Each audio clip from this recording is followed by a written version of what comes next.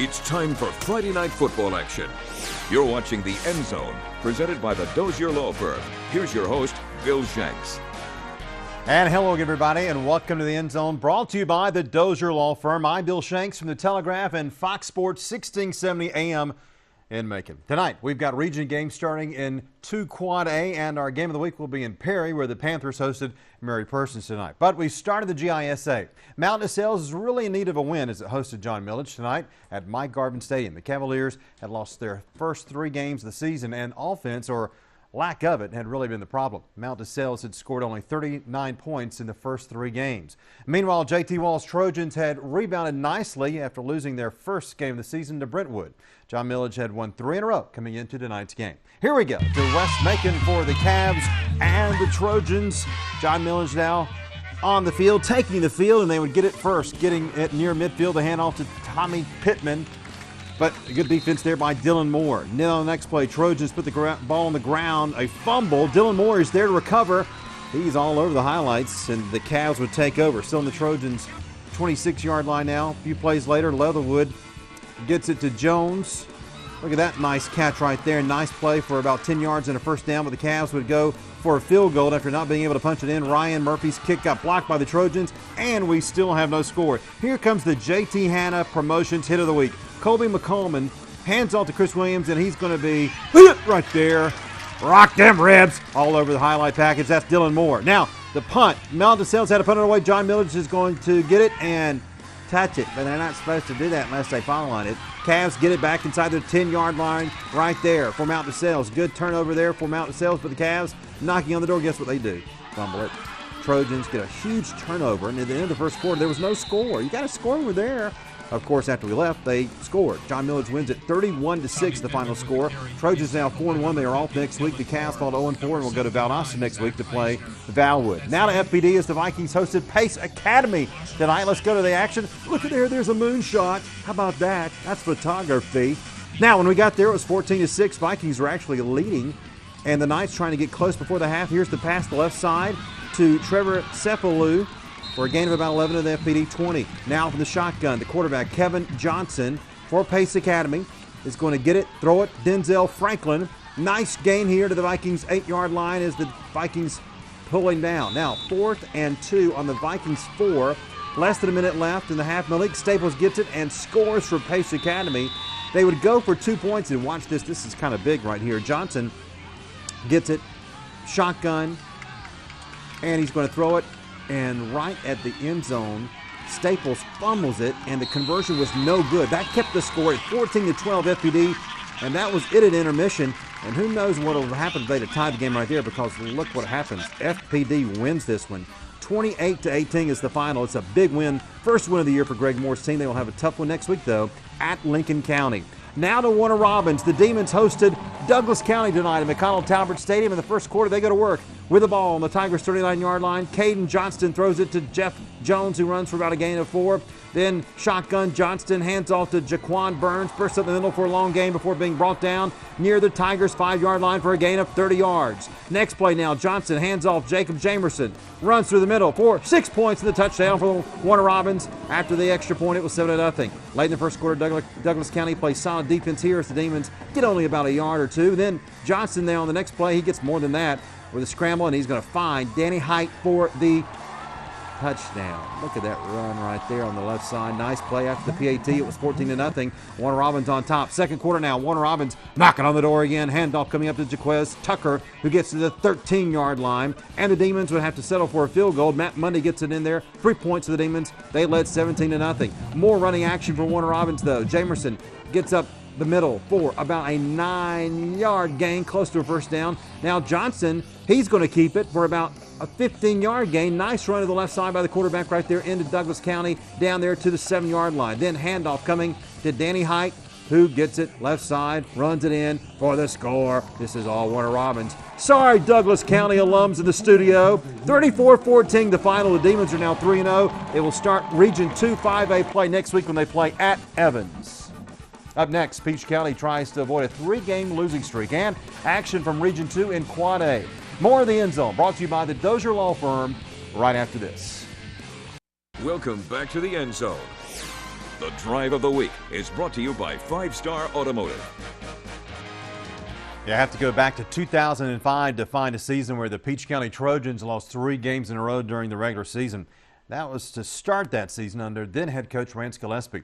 This year's Trojans are obviously not as dominant as they have been in the past under head coach Chad Campbell, but the pride was still on the line tonight as they hosted Macon County. The Bulldogs 2-0 coming in after beating America Sumter last week. Peach won this game last year 49-0 in Montezuma. Here we go to Anderson Stadium for action in the Valley. And here come the Trojans, and here come the Bulldogs. Peach punted on its first drive, and here comes Macon County's second play from scrimmage. Watch this, 2nd and 3 on their own 37. Kahari Lane throws the screen to Devontae Hudson, and he's going to go. He has gone 40, 30, 20, 10. How about a touchdown right there? And Macon County, their coaches were a little fired up. I don't blame them. Extra point made it 7-0 Macon County. After another Peach County punt, the Bulldogs go right back to that screenplay. This time it's Raquan Smith. How about a 71-yard touchdown? He gone. That extra point made it 14-0, and Macon County was shocking Peach 14-0. Now Peach down 2 scores, trying to rally. Greg Williams steps up, and he's going to throw it. Zaire Davis, watch that. 25 yards and a first down right there for Peach County. Knocking on the door. Same drive, 4th and 1 at the 2. Williams up the middle for the touchdown. They would miss the extra point, however, and that would make it 14-6. Second quarter now, still 14-6 Williams with a slant route to Tyler Gibson. Gibson's going to take it 44 yards to the house. He's going to score. How about that? Nice play right there. Going for 2 to tie up. Williams finds his man again in the end zone. There it is, tied at 14, and as time expired in the first half, a 37-yard field goal would put the Trojans up 17-14, and that would be it, believe it or not. No points the second half. Trojans win it 17-14. They are now 2-2. They are off next week. Back to Macon now. Ed DeFore Sports Complex. Wes Lawrence brought a bunch of fans over to face Rutland. Raiders with the ball in the first quarter on their own 15. Handoff to the running back, but Brian Davis is there for the Hurricanes, and he stops him cold. Later in the first quarter, Wes Lawrence is going to punt it away. Watch Devontae Ellington. There wasn't a whole lot of offense early on in this game, so we're going to put this in here. This is on his own 30-yard line. Ellington with a great run. These referees and officials led by Chucky Olson for some reason called a penalty, so they brought it back.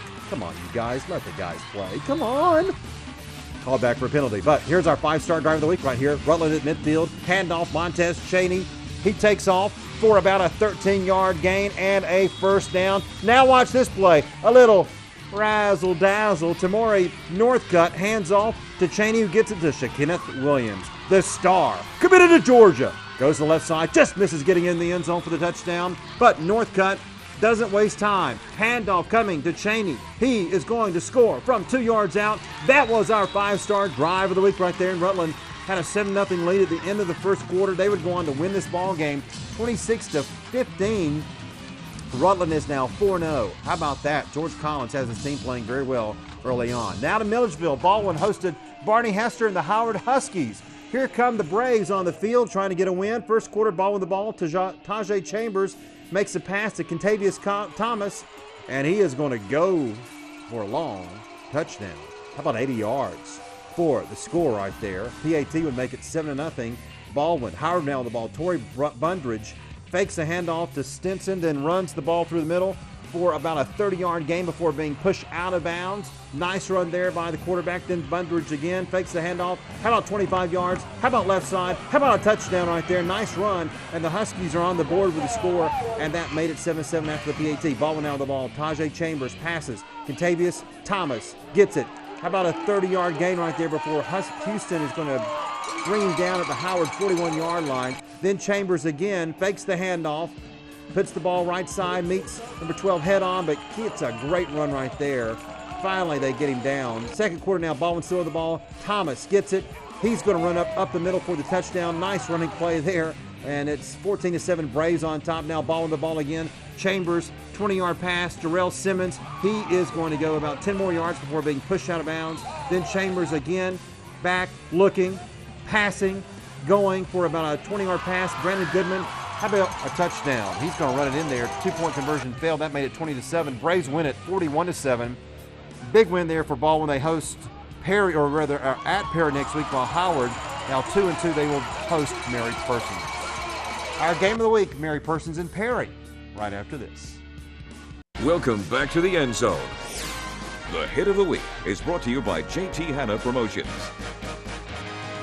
One of the most impressive teams so far this season in Middle Georgia has been Mary Persons. The Bulldogs have outscored their opponents 87-12 in the first 3 weeks of the season. Tonight, the first region game of the year in 2-4A at Perry.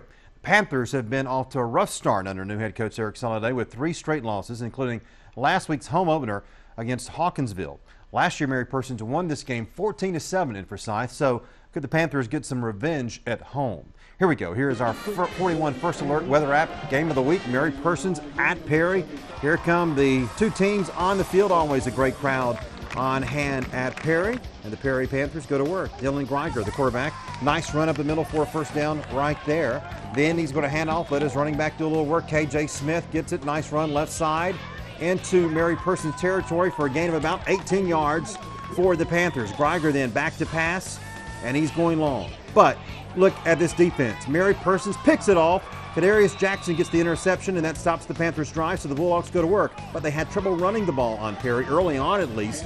Good defense by the Panthers as they had to fall on it. Perry would get it back, but the Mary Persons defense would do about the same. They would hold them, and Panthers could do nothing. Good, stout defense there early on, so the Panthers would have to punt it away. The Kebron Rawls. Let's just watch this kid play football and run. Watch him run the football. You think he's going to score here? Yeah, he's going to score easily. Rawls, a great player, and it was 7-0 Mary Persons after the PAT. Look at this swarming Bulldogs defense right here as the Panthers still could muster nothing on the ground, trying to get something going, and the Mary Persons defense is doing a great job there. So the Bulldogs got it back and did not take long.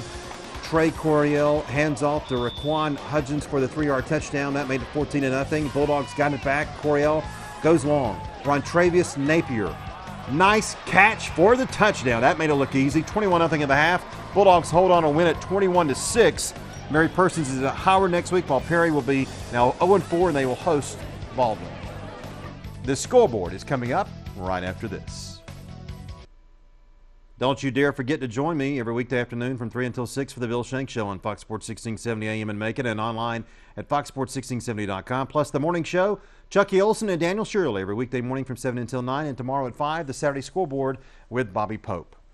All right, let's get to the scoreboard and see what's going on around the state of Georgia. Great games all over the state. How about Jones County? Big win for Dwight Jones. They are now 2-1, 35-0 over Putnam County tonight in Eatonton. Fitzgerald all over Charlton tonight in Folkestone, 29-15 the final score there. Upson Lee, the Knights all over Central. Central falls to 0-4. They lose 34-13. Blakely County, the Royals, big win over Dodge, 34-13 the final. Washington County, a great football team, folks. They are now 4-0, 38-0 over Laney. Dublin, big win over Swainsboro, 56-7. Crawford County's now lost 37 in a row. They lose to Strong Rock Christian, 27-7. Johnson County over Savannah Country Day. Irwin County, 41. Wilkinson County, 14. Westfield all over Southwest Georgia Academy, 42-7. And Sherwood Christian over Windsor by the score of 40-8.